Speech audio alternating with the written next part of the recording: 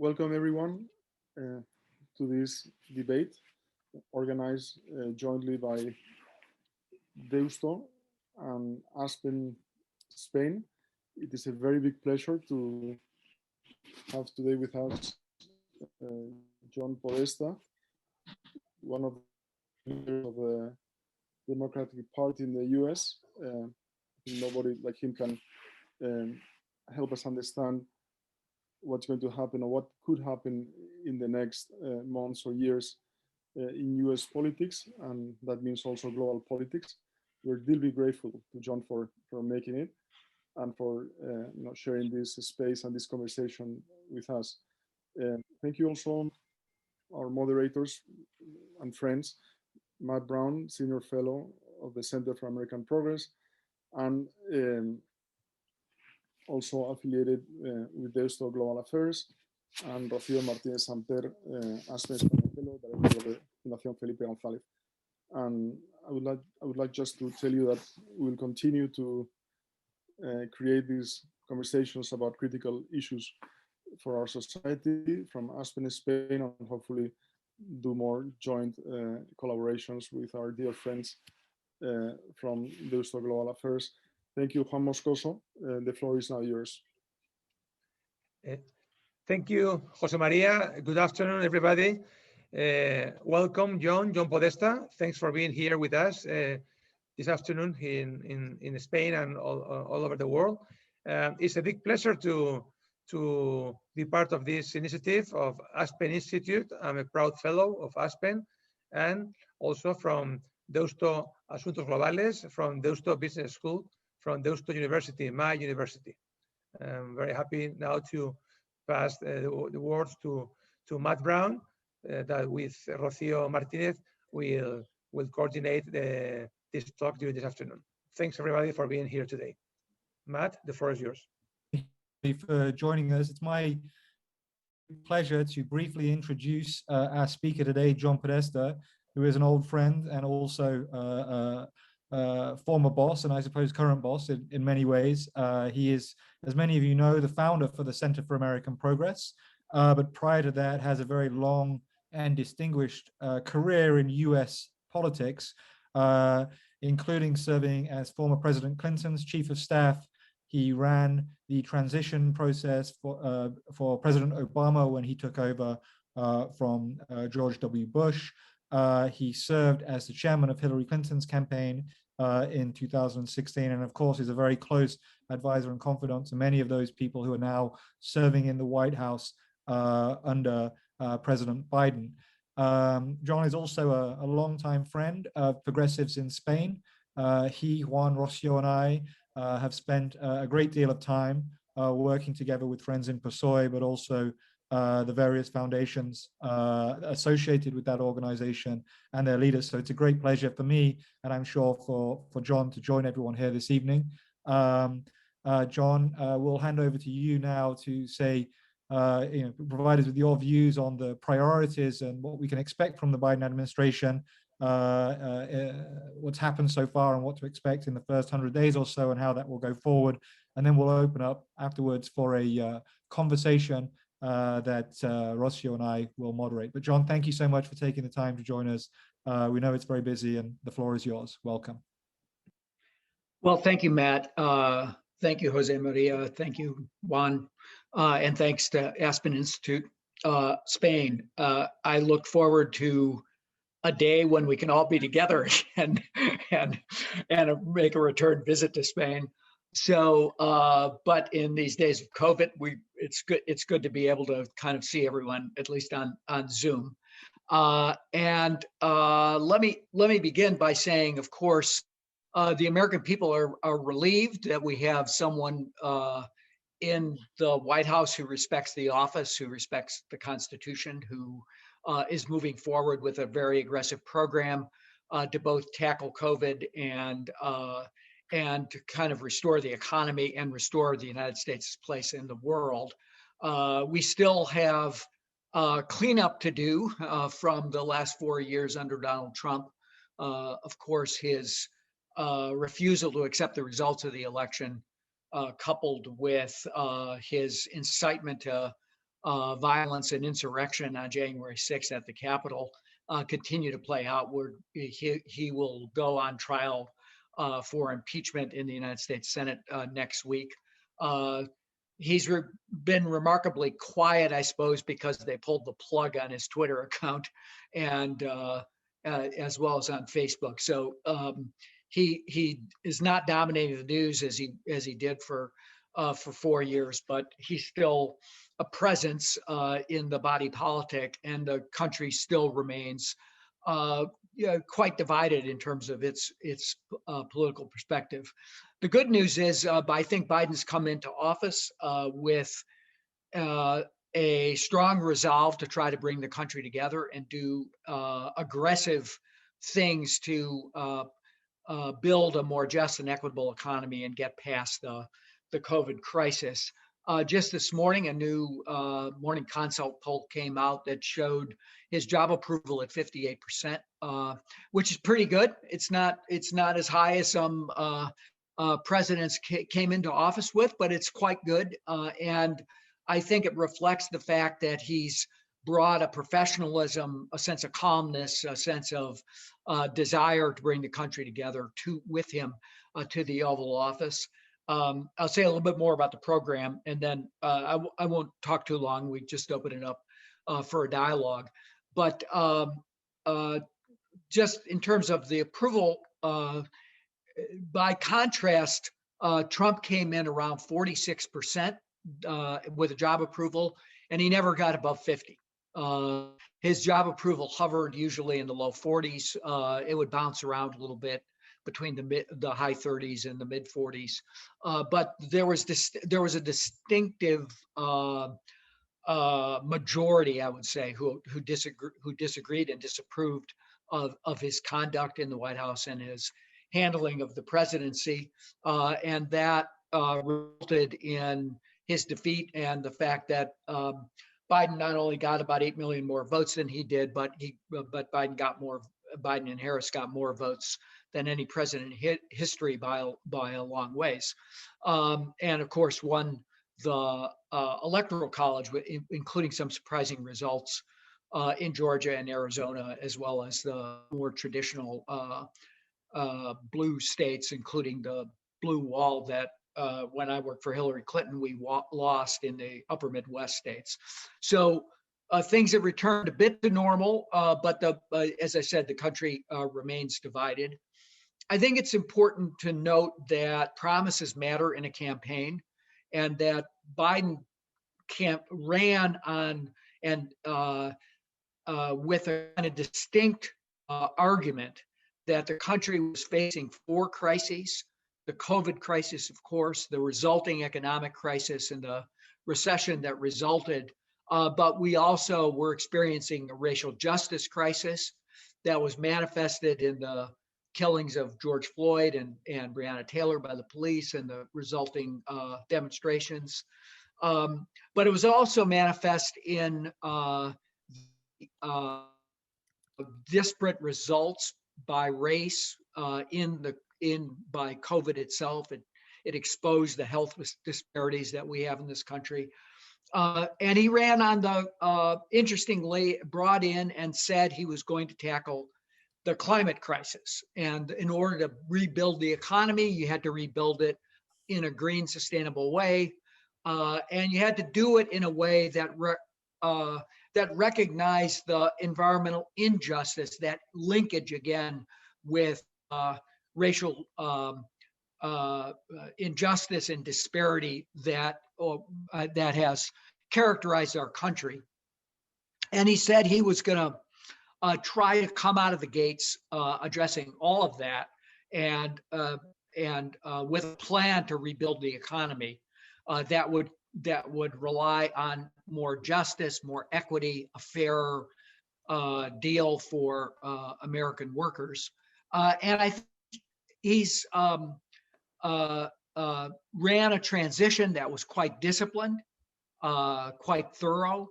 You know, we have a long period of transition between our election and coming into governance, around 75 days. But they used that time both before the election and the time during that transition with focus and discipline. They didn't get thrown off, I think, by Trump's constant argument that there was election fraud when they could prove none. They didn't get thrown off by even the insurrection at the Capitol on January 6th. They kept their eyes on the ball. They built a team that promised to deliver on the problems that Biden identified in the society and his strategy for building out. So let me say a little bit that he really built his economic program and his proposition to the American people around two things. Beyond trying to restore normalcy and running on character and running on the fact that he was a decent person, which probably was the most dominant issue in the campaign, but he also ran with a clear sense of what building a more just and equitable economy looked like. It focused on really three pillars, and he's, I think, beginning to attack all of them. One is you had to get on top of COVID. You had to have a better response. Trump ignored the science, dismissed the scientists,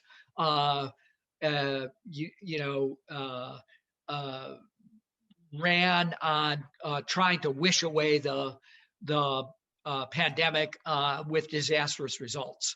So pillar one, get on top of the virus. You couldn't restart the economy. You couldn't get people to work. You couldn't get children back in school. You couldn't get young people back in university if you didn't get on top of the virus. And that was sort of job number one. But together with that, he put major emphasis on two other areas.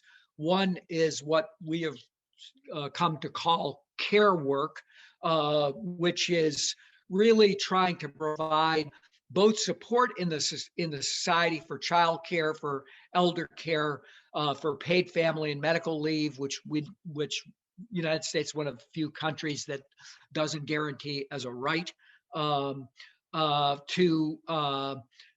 deal with ensuring that people could get back into the workforce. We've seen a dramatic decline of labor participation. That's particularly hit women as they've struggled with both family care as well as the big losses in the service sectors that we've seen in during the recession. So in order to get people back to work, you had to provide the supports that were necessary to help them succeed at home and in the workplace. And then this idea that tackling climate change was also going to spur the economy, innovation. We were going to build back better. And we needed major investments in energy transformation across all the sectors that are critical to reducing emissions: power, transportation, buildings, natural solutions, and agriculture. He put a major emphasis on being a champion of attacking climate change, and also reinstating the U.S.'s position as both a good partner and a global leader in the fight for climate change, to once again join the EU in transforming our economies to ones that are green and sustainable. He has some other issues that were high on the agenda. He sent forward a comprehensive immigration bill on the first day that he was in office. He is proposing criminal justice reform, democracy reform. But let me just say just a couple more words and then just open it up. During the months of November and December, no one was quite sure whether he would be able to accomplish particularly this investment side of his agenda, because no one was quite sure who would control the United States Senate. And in addition to Biden's winning the electoral votes in the state of Georgia, the results on election day in November spurred 2 runoff elections. Democrats ended up, as you probably all know, winning both those races. Reverend Warnock and John Ossoff are now sitting in the United States Senate. That produced a 50-50 Senate. Kamala Harris, the first woman, the first person of color to occupy the vice presidency, is the president of the Senate, the tiebreaker in the Senate. So the Democrats now control the Senate. That is crucial to moving forward, even though it's still 50-50, as narrow as it can be. And the results in the House narrowed the majority that Nancy Pelosi has in the House. So you have very narrow majorities in both bodies. But it gives you the opportunity to access some parliamentary maneuvers that you see playing out now. And if you're following the US press, what's happening with respect to the COVID relief bill, which is the first thing out of the gate. It gives the chance to Democrats to move legislation through the Senate on, in essence, a partisan basis. With if they can secure the votes of all 50 Democratic senators, Harris breaking the tie, they can move legislation forward that has to do with budget and taxes, which is the most essential things that I think Biden needs to do. The first thing out of the gate is this COVID relief package. He's proposed a $1.9 trillion package. It includes, in addition to direct payments to people making under $150,000, couples making $150,000, and that actually ticks up if you have children. A payment of $1,400, which it includes extended unemployment compensation, a very substantial amount of money for vaccine distribution, aid to state and local governments, extension of paid family medical leave, relief for people who are facing eviction as a result of the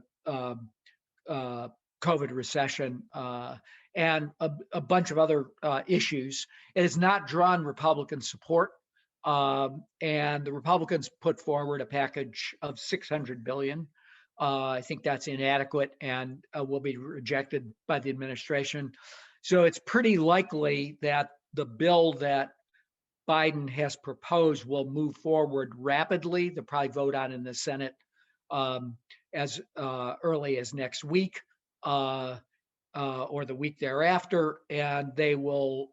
It's likely to be enacted by sometime in early March, which will provide a significant amount of relief for the U.S. economy. But I would call it a relief bill, not a stimulus bill. And I think they're planning to come along with another major package of investment to make good on his climate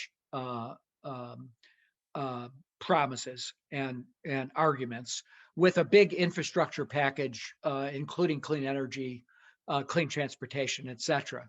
In the meantime, they're using, they've put together a very strong team, a lot of climate champions in their team. They've reorganized the White House by creating a White House climate office led by Gina McCarthy, the former EPA administrator, and putting John Kerry, appointing him as a special envoy for climate negotiations, and with a seat at the National Security Council table as a principal. So Biden has not only made climate change and progress on climate change central to his economic program, and of course his environmental program, but he's made it central to his national security and diplomatic program as well. And the fact that he's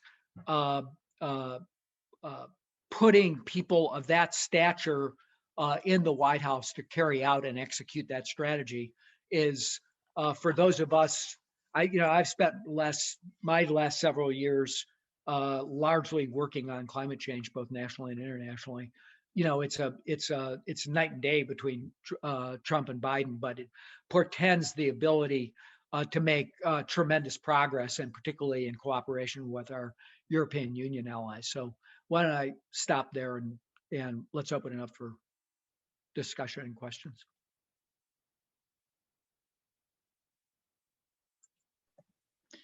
Thank you very much, John, for your intervention, and thank you to Deusto and Aspen Institute for organizing this.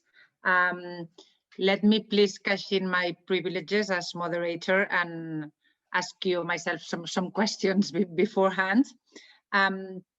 Because, I mean, on the one side, my question is, how is President Biden going to combat President Trump, like this cleaning up that you were mentioning, while at the same time being, I use an expression that I heard you before that I like very much, this healer in chief, right? Like healer in chief of the big gaps and polarization that you have in your country, we do as well, and that causes the root of Trumpism, right? Of people voting for Trump on the first place, right? So how do you think he's going to combine that? And what is the role the Republican Party you think is going to play on that, right? Because now it's a role that we don't see very clear, right? What do you think there? How are they going to play it? So let me start with the second question, actually, and then go to the first. I think the Republican Party has a civil war going on, but the forces of Trumpism are winning. You know, it looked that, particularly after the Capitol riot, the Capitol insurrection, that there might be really a pushback against the constant disinformation, lying, authoritarianism that Trump was pushing, and got worse and worse as time went on through the course of the election. Then in the post-election phase was as bad as it was during his 4 years in office. And it looked for at least a couple of days that there might be some pushback. 10 Republicans voted to impeach him as a result of his inciting that insurrection, including Liz Cheney, who's the third-ranking person in the House, and obviously comes from a kind of Republican royalty, as it were. And McConnell was harsh on him. McCarthy said some, negative things about Trump. I think what's happened is the people who voted for impeachment on the Republican side are being spurned. They're being pushed out of the party. Cheney herself faces a vote in the House of Representatives to strip her of her leadership position. There are primaries being run against the 10 individuals who voted to impeach. McCarthy made a pilgrimage to Mar-a-Lago to see Trump, kind of went back in the tank. And instead you have their kind of inability to actually try to discipline some of these really extreme voices that were elected and sometimes in Congresswoman Bollard in Colorado beat an incumbent Republican to win a seat. And these people are really Taylor Greene in Georgia. These are real out of the, extreme QAnon wackos. And they seem to be unable to purge the party of those folks. Cheney, 10 county committees have voted to censure Cheney in Wyoming. So I think they're losing the battle to Trumpism. And there was fear that the Republican Party would split, that Trump would create a patriot party and leave mainstream Republicans behind. Instead, I think that they're pledging fealty to kind of a Trump view of what the Republican Party is kind of morphing in at least at the congressional level into a kind of extreme right party. There's still pockets of moderation in the Midwest and the Northeast. Still people who are elected as Republicans and who have rejected Trumpism. But I think the hope that people would wake up from the nightmare has not proven to be true. So what does that mean for Biden? What can he do if he's faced with a party that's actually moving, just locking in on the right? I think his challenge is not to be judged only by whether he can get working relationships with House Republicans or even a group of Senate Republicans. It's a kind of cultural mission at this point to argue in favor of a value structure for the country that's inclusive, that brings people together, that's based on kind of traditional American values of respect for neighbors, open dialogue, and I think he's got a chance to do that. He's the business community, which had been pretty loyal to Trump based on the fact that he was for low taxes, if nothing else, has moved substantially. I think they've rejected and been very harsh on what they saw in January. He's got the opportunity to, I think, open up space with civil society to bring people who were conservatives who have maybe left the Republican Party because of Trump into kind of coalition, at least into dialogue, open respect, and demonstrate what he said in the campaign, which is, you might not have voted for me, but I'm going to govern on your behalf. And that means showing up, getting out more into, during these days, it's sort of hard to go anywhere, but showing up in rural America, being, having ideas about how one builds better support structures for places that had kind of either fully embraced that view that the society, coast, East Coast, West Coast elites were abandoning them. Got back out there. He's good at it. That's where his heart is. That's where he comes from. And I think that if he can win 58% approval rating, that means he's getting Republicans. And that has to do more with what he's going to do to get COVID under control, people to work, and the respect he's going to show to people than it does about whether he can get 10 Republican votes on any particular matter in the Senate. So I think he's got to govern with the people, not with the politicians. Sure. I mean, yes, but my fear is that even though this is true in the short term, and then you have this, this sort of restoration into decency. I'm sorry to use this word, but it's what I feel like, you are restoring decency in office, and you have these relief packages with footnote. Always, also in the last crisis, the US have proven to be much more aggressive and progressive in the relief economic packages that we in Europe. So it's true that you have this time with relief and restoration, and this is going to give time to President Biden and his administration. But then, where it is climate change, if we're talking about inequality, or even if we're talking about this cultural and political change, this thing need a lot of time to deliver, And then delivery is not always easy. It has a lot of trade-offs. It has a lot of people who loses things, and you have to compensate them. So, it's managing the reforms, which are easier said than done, right? And so my fear is that I see this opportunity in the short term, let's say the first year of the President Biden's administration, but then, delivering on climate change is not easy.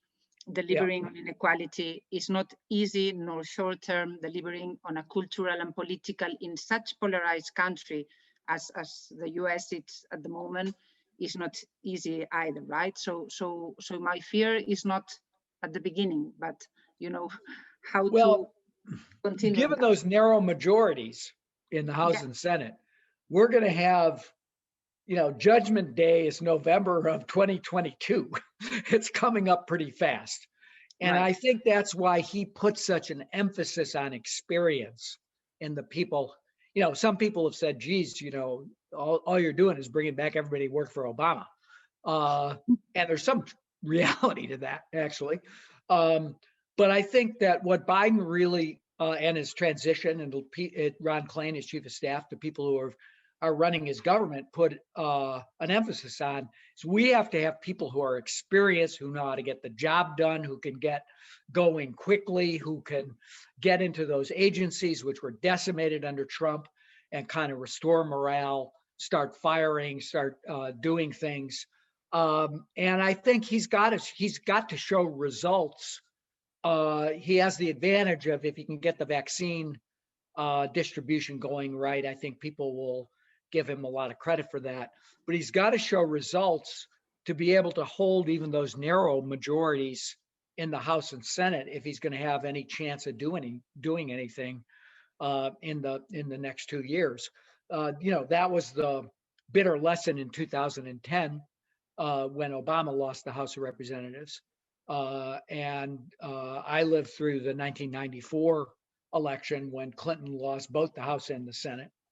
And so a lot of Clinton's economic success was really built on the bill he passed in the first year, the bills he passed in the first year of his presidency, but they continued to pay dividends. We had more of a working relationship with the Republicans. They hated Clinton and they impeached him, but we actually could negotiate legislation with them. It's kind of a different time. It's kind of quaint to think about it, but he's just got to show results, and he's got to try to, he's got to do something else. You referenced the right. I think Obama would agree with me. I think Obama and his team spent so much time legislating and attacking the problems that they forgot to sell it. And one of the reasons they lost to the Tea Party and lost the House was people both didn't feel the tangible results, and the conversation got too focused on Washington. It wasn't out with the people. And I think they have to resist that and be, they have to be showing up in those communities, showing that the government can be on the side of the people. And there are a lot of ways to do that. I think they still have a fair amount of ability and authority, but there's no question that fossil fuel industry is already spending tremendous amounts of money on advertising, trying to push back on the climate change package, et cetera. So it's going to be a dogfight, but he's got to win the politics, not just the next two recovery packages. Matt? Yeah, sure. John, I wonder if we can, you mentioned the recovery package and its focus on climate. I wonder if we could dig down a little bit into that, both in terms of what you think it means for NAFTA as a production area. There's a pledge for having 500,000 EV points, but there's obviously, how does that work with the supply chain? And in particular, I think for the Spanish audience with regards to Mexico and its role therein. But then also how you see climate change playing out more broadly in relations with India, China, the European Union, and the US's role in all of that heading into COP26. Well, that's a lot. I think that Biden's put an emphasis, I think, again, a little bit, I think he understood what Trump's appeal was in that industrial heartland in the Midwest, and it's countering that. Trump never really delivered, but he had the rhetoric right, that people had been forgotten there and that the government had abandoned them. So he's put a major emphasis on, in this whole Build Back Better idea, that these things are going to create a cycle of job creation in the United States, an emphasis on which could be a little bit tricky and problematic with our neighbors. My guess is the North America side of this will be kind of worked out by under the MCA and the trade agreement. But he's put an emphasis on Buy America in terms of government procurement.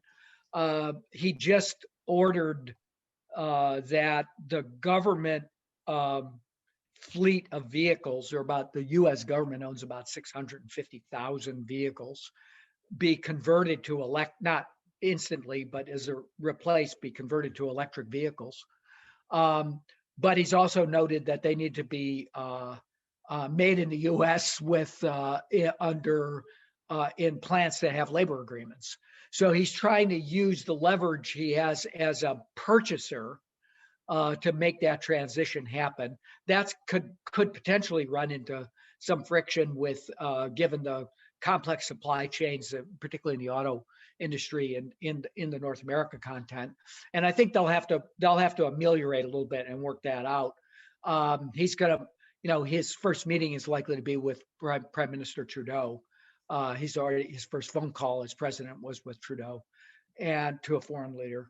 I think there's a lot of opportunity for the U.S. and Canada in particular, but the U.S., Canada, and Mexico to cooperate on a clean energy zone and moving all the economies forward.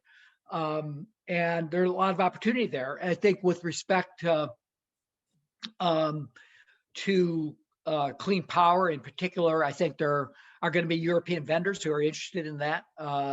There'll be a big push in Trump resisted offshore wind, for example. There's a lot of pent-up demand for that. There's going to be a lot of capacity to develop the wind resource, and particularly in the Northeast and New England. There's going to be I think, global race to create the kind of value and technology that's going to go into a more sustainable economy. And the other thing I would say, particularly about the EU, is that both the EU and Biden, so now the US and EU, have argued that as they're moving forward, they need to not undermine their industries that are in tradable goods by burdening them with the need to decarbonize, while others are kind of free riding. What that means is the EU's moving forward with a carbon border adjustment. I think Biden's embraced that idea. The systems are different. The spine of the European system is a carbon trading system with standards that connect to that. The US is more of a standards-based system. So kind of working out a standards-based solution so that there can be free trade in green and sustainable climate-friendly goods is really, I think, critical. But the US-EU relationship is also really fundamental with regard to getting more ambition out of China and getting faster movement on decarbonization out of China. So I think it's not a coincidence that one of Kerry's first calls was to Frans Timmermans. His first meeting was with the EU foreign ministers. I think the alignment of the US and the EU in a global decarbonization project, including providing the financing that's going to be necessary for the less developed countries to be able to build out sustainable and green, is going to be a critical part of what's going on this year. The UK has the COP, the G7. I think they are co-chairs of the G20 with Italy. This is a big year to try to align both the transatlantic relationship and restore it overall, to try to particularly do that on climate, to kind of have a perspective where we're in harness rather than fighting with each other, and then try to see if we can get more ambition from China. She pledged net zero by 2060. They have not embraced the 1.5 goal, the 1.5 degree C rise in global average temperatures. Net zero by 2060 is, yeah, I would rather it be 2050, but it's, that's good. The problem is what's going on in the 2020s. They need to decarbonize faster. They're still building out coal. They're still financing offshore coal through the BRI. So there's a lot of change we need to see happen from China. And I think the US and the EU working cooperatively and trying to, get Asia Pacific allies as well. Those are, they're more bilateral. They're a little bit different. We need to get South Korea and Japan to stop financing coal. We need to get Australia, probably a better government in my view, but at least a better climate policy. Those things are kind of pressure plates that are gonna build the global economy. But most importantly, the post-COVID recovery has to be green. It has to be sustainable, and there's going to be trillions of dollars spent coming out of this recession, and that has to be done in a sustainable way, I think. Thank you very much, John. Let me try to group some of the questions that were passed from the public. One, I start with my favorite because I'm a big fan. What can I say, of Vice President Harris, and they are asking you if you think that she's going to have a bigger role than other Vice Presidents had in history, and what if you can advance a bit what the role is going to be. There are some questions also about foreign policy. You were speaking now about China and Mexico, but because obviously what you told us are all domestic policy priorities, right? And in foreign policy terms, there were specific questions like, do you think that President Biden is going to do some of the things that President Trump did, like with Morocco specifically, or with Israel and the Jerusalem capital city? But in general, foreign policy, this is some of the questions are about that. And also about the role of the media, right? Mm-hmm. Because obviously we've seen, it's true that during the Capitol episode, we saw all the media reacting more or less, as it was expected in a democracy, and with agreeing to the rule of law. But it's true that you have had very, very polarized media, like, with all this thing of the fake news, etc. Right? So these are the three questions. I also have two gossip questions, so I can pose them to you. Excellent. One of the gossip questions is, if you could tell us a bit more gossip, political gossip, I mean, obviously. So what do you think happened between the January 6th and the inauguration day, and what's Trump's involvement during these days, and Trump's and his family involvement? And the second question is from someone that just read the Obama memoirs and was asking you if you could tell us a bit more about you being one of the key persons convincing Hillary Clinton to accept being Secretary of State of President Obama. So I know it's a lot. Just feel free to pick wherever. Well, look, it's more than just historic that a woman of color, a daughter of immigrants, got elected vice president. First woman, first person of color, maybe not the first daughter of immigrants, but the first recent daughter of immigrants to be elected. I think that she is going, I think based on conversations she's had with the president, the vice president is going to play the kind of role that President Biden played to President Obama. Rather than having one specific silo of activity or one or two things that she was going to specialize in, she'll be a key participant in decisions across the board. And she has obviously a kind of a somewhat different role as a result of the 50-50 Senate. There could be the need for her to spend more time up there.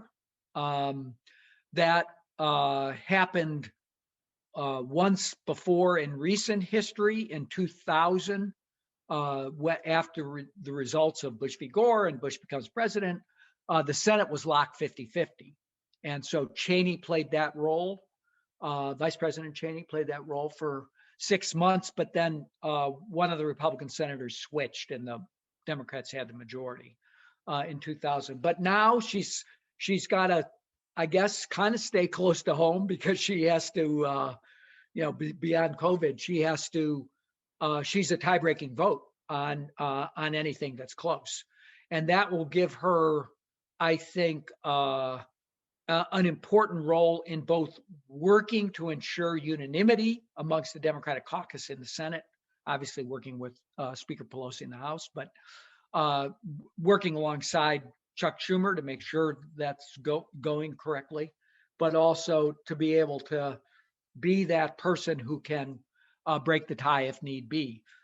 I think she's very interested in an economic recovery that's more just. She's put an emphasis on building small business and making small business opportunities available to people of color, to women, to younger entrepreneurs. So I think you'll see her be active in that arena. She has as a former prosecutor and I think the Attorney General will be the person who's first and foremost the person who's trying to deliver on criminal justice reform, but she has deep knowledge, a lot of experience in the Senate doing that. And then the other place I think she's going to emphasize, because she was emphasizing it in her Senate career, is in this area I talked about, which is environmental justice. So I see a big role for her. I think you'll see her emerge as a bigger and bigger figure in American politics. She is, has a big future ahead of her. If you have to handicapped who's up, who's down, who's next after Biden, she's got to be, sort of in the pole position. On general foreign policy, I think you're seeing really a rejection of the American first strategy in favor of an alliance strategy, more traditional for both parties, for the old Republican Party, the H.W. Bush Republican Party, as well as the Democratic Party. The people who are he's put in place. Tony Blinken, Wendy Sherman, Jake Sullivan, they're all well known to the foreign policy elites in Europe and around the world. They were senior officials in the Obama administration. They have a lot of depth, obviously, coming into this on trying to re-engage on arms control. They, managed to get an agreement with Russia, even notwithstanding our even more complicated relationship with Russia, to extend New START.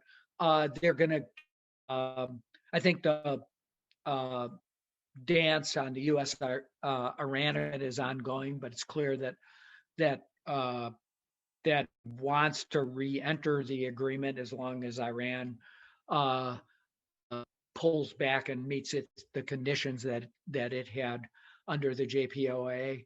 I think the place that Trump kind of in his own way, it's kind of idiosyncratic, but where there's more bipartisan agreement, confrontation of Chinese power projection across a broad range of issues has become a more bipartisan commitment, and I'll come back to the middle.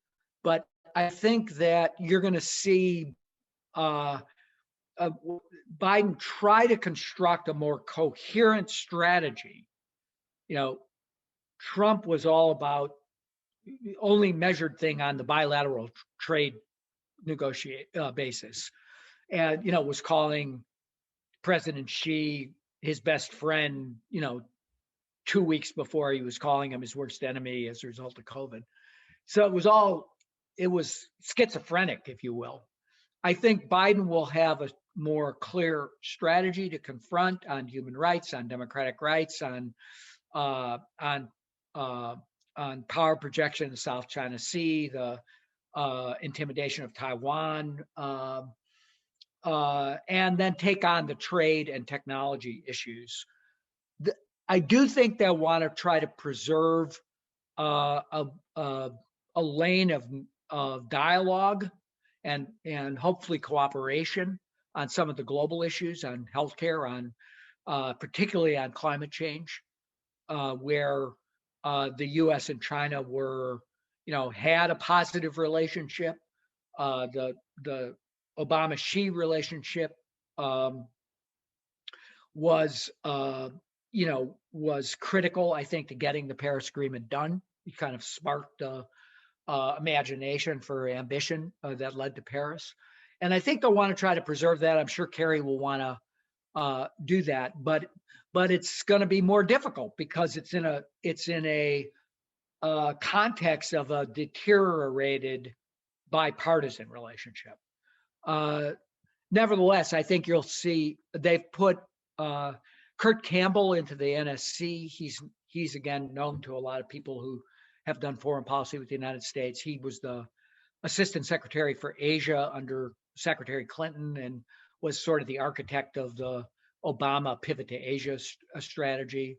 I think they'll try to reestablish better working relationship with the treaty allies in the Asia Pacific.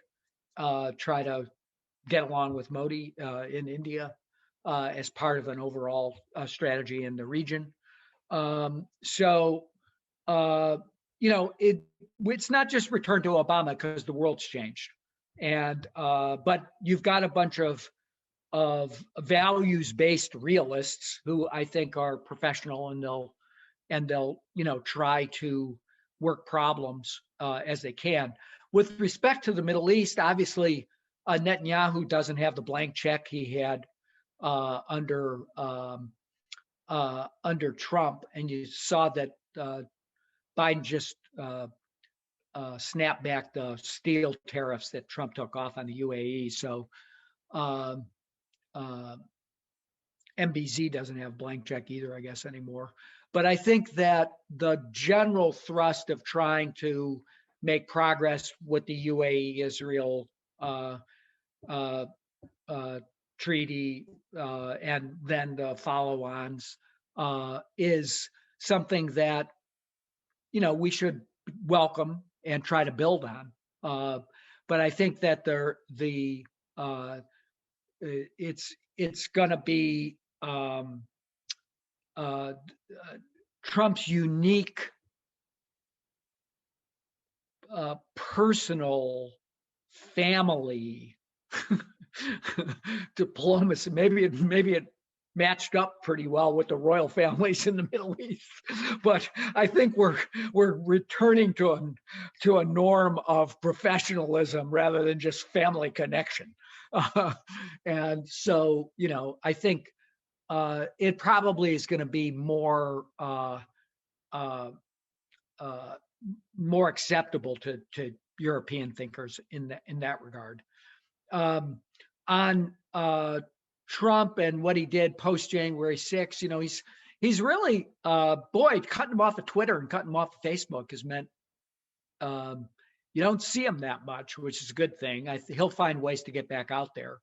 He's going to be a negative force in American life for a while, and he still has a lot of followers, many of which are truly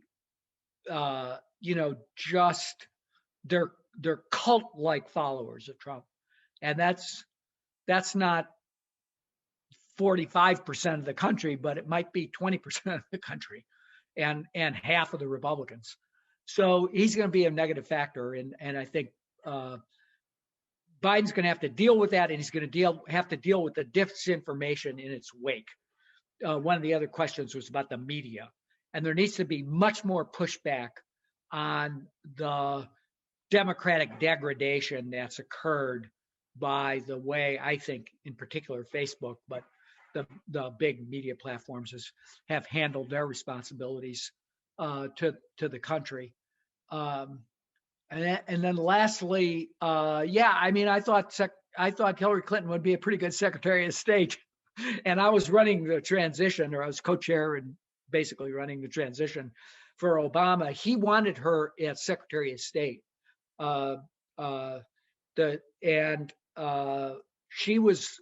She first didn't believe it after because they had a pretty bitter primary fight.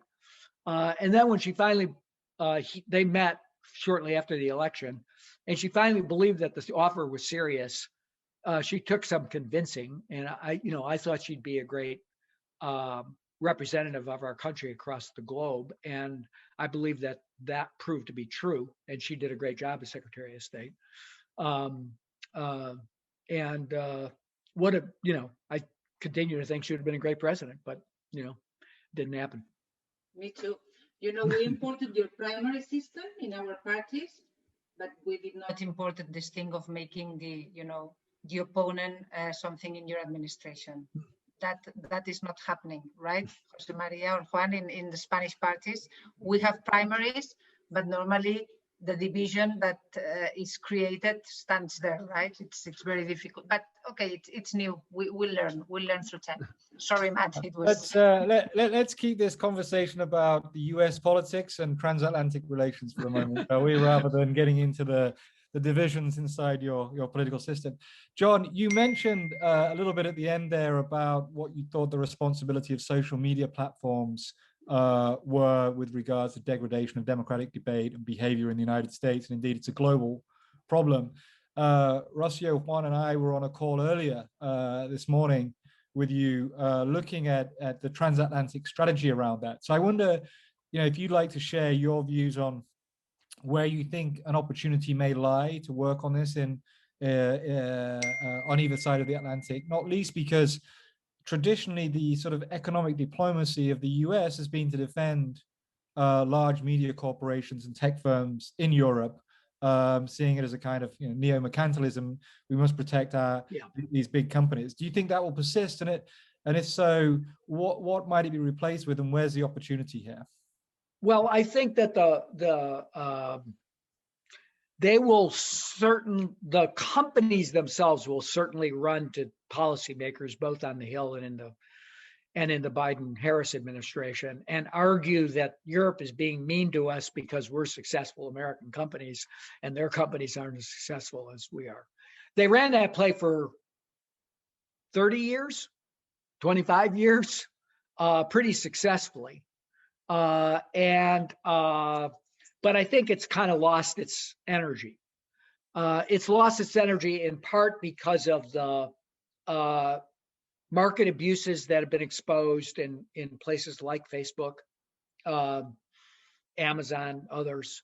And it's kind of lost its saliency because of the devastating effects that disinformation has had on the democratic values themselves, and the spread of fake news and the unwillingness, I think, I would say two things. One is, and again, I think this particularly lands on Facebook. One is the knowledge that when they want to intervene, they can. And the parallel knowledge that for most things that, whether it's anti-Semitism, racism, destruction of democratic norms, etc., spread of fake news, they chose not to intervene. So if you look at the reactions that they have on spread of COVID disinformation versus what they were prepared to let political actors on the right get away with, it's pretty disparate. So I think that they've lost a lot of friends in Washington and on Capitol Hill. The question is, what do you do about it? There's a I think strong desire on both sides of the aisle to reform the immunity that the social media companies get under what we refer to as Section 230 of the Communications Act, that makes them not liable as publishers for stuff that's printed on their platforms. But the right and the left completely disagree on what the problem is. The Democrats, I think that they've permitted white nationalism, anti-Semites, hate speech to proliferate. The right thinks they've been muzzled and censored as a result of it. So whether they can come together on that, I'm not sure. The Trump administration got a little more aggressive on the antitrust front. I suspect that will move forward. I think the EU's approach of trying to think about regulation, not as content regulation, but risk regulation, is conceptually moving in the right direction. And I think that the companies that used to be able to rely on, as you noted, U.S. economic diplomats from Commerce, from State, from Treasury, to kind of run over to Brussels and say no, might find that the Biden administration might be in a more wait and see mode, see how this works out. I think that's definitely true. We've definitely seen that pattern in the privacy arena, where EU went first, California followed. Some chance that becomes, the California standard becomes the national standard. There's room, I think, for children's privacy following along the lines of UK, EU intervention in those spaces. So I think that there's a group of countries that care about democratic rights that should be and human rights, because in addition to completely undermining a fair discourse and a right to vote, we've seen in Myanmar and Brazil and other places, India, the use of social media as in violent ways to attack human rights. So I think they got to pay the piper in a sense. They've been let to self-police for far too long, and I think it's time for more intervention by democratic structure. John, I might just follow up on that with a question about politics on the Democrat side. So you alluded to the challenges facing the Republican Party with Trump, and then you mentioned that Kamala Harris, the vice president, will be well handicapped. Should there, in terms of questions of who may succeed President Biden. But I wonder if you can talk a little bit about unity within the Democratic Party and whether there is tensions between the different wings of the party. I know there was much speculation immediately after the election about why performance in the House races had not been as good as expected, and whether that was down to them not pushing a progressive enough agenda versus a more moderate agenda, and speculation that Bernie and the squad led by AOC might be, Ocasio-Cortez might be disgruntled with Biden's style of governance. Is that something you see playing out now, or perhaps in the future? How do you see the future of politics inside the Democratic Party? Well, there's no question that I think Trump helped unify the party. Being against Trump was something everyone could agree to, and that made the political job a little bit easier. but I think that the Biden team handled, particularly the left of the party, with a fair amount of political skill by early on. Bernie had a very different attitude himself coming out of the Super Tuesday primaries than he did in 2016. But beyond that, I think Biden did a lot of outreach. They seemed to get along well personally. They created those joint working groups between the Bernie forces and the Biden forces. The climate team was co-chaired by Ocasio-Cortez and Kerry. It produced good results. They had a platform that people could agree to without too much grumpiness. And they continued that through the election. Now, as I said, I think Trump made that task a little bit easier. Without him, there might be a little bit more tension. But so far, I think all the indications are that the Biden team is getting the balance right. They're listening to the progressives. They're putting forward progressive solutions, but they're doing it on things that are widely popular even amongst Republicans. Those investments I mentioned, the COVID relief package, is widely popular across the political spectrum, including with more moderate Republicans. So so far so good. But to put a sharp point on what you're asking, Matt, with the House can only afford to lose 4 or 5 votes. In the Senate, you can't afford to lose any if you're doing reconciliation. That means you have to produce legislation that Joe Manchin and Alexandria Ocasio-Cortez can both vote for. So, that's going to take a lot of task. Yeah. That's going to take a lot of listening, a lot of diplomatic skill. They're not all going to fall in lockstep. They're going to have to, negotiate. Nobody probably gets everything they want, but I think that neither side can be ignored in that equation, because you can't lose the left in the House. You can't lose the Manchin and Cinemas in the Senate. So you've got to be able to come forward with solutions that are widely embraced by the public, that Democrats strongly support, and then I think you could get,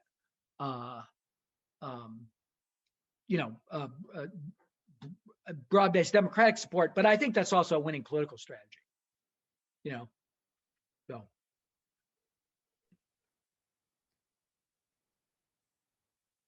Rossio, do you want to come in, my dear?